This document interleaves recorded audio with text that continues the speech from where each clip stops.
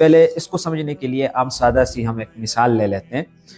اگر ایک ایسا شخص ہو کہ جس کے پاس کچھ پیسے ہیں لیکن اسے مارکیٹ کا ایکسپیرینس نہیں ہے، اور دوسرا شخص وہ ہے کہ جس کے پاس مارکیٹ کا ایکسپیرینس ہے لیکن اس کے پاس پیسے نہیں ہیں کہ وہ اپنی انویسٹمنٹ کر سکے. اب آپ ہی کی مثال لے لیتے ہیں. آپ ان دونوں شخصوں کو جانتے ہیں اور آپ ان کے درمیان میں ایک بریجنگ کا رول پلے کرتے ہیں. آپ یہ کہتے ہیں کہ بھائی ایک کے پاس پیسے ہیں لیکن مارکیٹ کا ایکسپیرینس نہیں، اور دوسرے کے پاس مارکیٹ ایکسپیرینس ہے لیکن پیسے نہیں.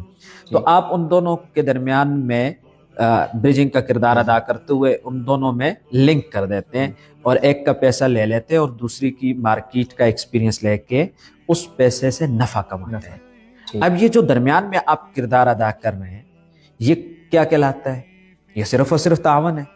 اور شریعت اس کو کیا کہتی ہے؟ شریعت یہ کہتی ہے کہ یہ بالکل ٹھیک ہے، یہ فی نفسی ہی مباح ہے، فی نفسی ہی یہ جائز ہے. ہم نے دیکھنا یہ ہوتا ہے کہ یہ جو بندہ جو آپ ہیں جس شخص سے پیسے لے رہے ہیں وہ کن شرائط پر پیسے لے رہے ہیں. اگر تو وہ لے رہے ہیں کہ بھائی میں آپ سے 5 لاکھ روپے لے رہا ہوں لون، اور میں آپ کو 6 مہینے کے بعد 6 لاکھ روپے واپس کروں گا، تو آپ نے قرض لیا، اور پھر اس کے بعد آپ جس بندے کو دے رہے ہیں اس کو کہتے ہیں یہ 5 لاکھ روپے لے لو اور 6 مہینے کے بعد تم مجھے 7 لاکھ واپس کر دینا. یہ تو قرض ہو گیا، ایک جانب سے بھی قرض اور دوسری جانب سے بھی قرض. یعنی آپ نے ان دونوں کے درمیان میں رابطہ تو قائم کیا لیکن وہ لون بیس، لہذا یہ شرعاً ناجائز ہے. اچھا، اگر یہی کام آپ بجائے لون بیس ہونے کے آپ اس کو یوں کر دیں کہ جس آدمی سے آپ پیسے لے رہے ہیں اس سے آپ لے لیں مضاربت کی بنیاد پر.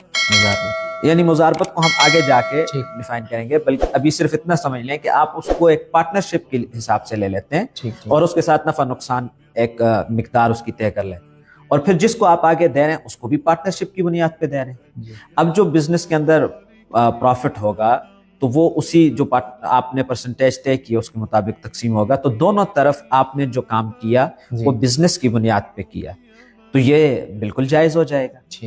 تو اب یہ سمجھیے کہ جو آپ نے درمیان میں کردار ادا کیا ہے وہی کردار ہمارے زمانے کے اندر بینک ادا کرتا ہے.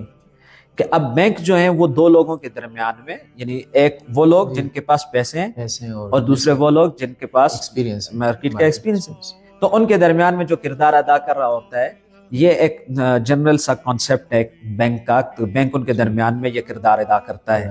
اب ہم نے دیکھنا کیا ہوتا ہے، دیکھتے ہم یہ ہے کہ وہ کردار کس طریقے سے ادا کر سکتا ہے. آیا مضاربت سے ہے یا لون کی بنیاد پر ہے؟ جی، یعنی اس سے یہ بات بھی واضح ہوئی کہ بینک کو یہ کہنا ہے کہ یہ اسلامی شراب ہے ہم نہیں کہہ سکتے. اس لیے نہیں کہہ سکتے کہ بینک تو ایک بریجنگ کا کام کر رہا ہے اور یہ فی نفسی ہی جائز ہے.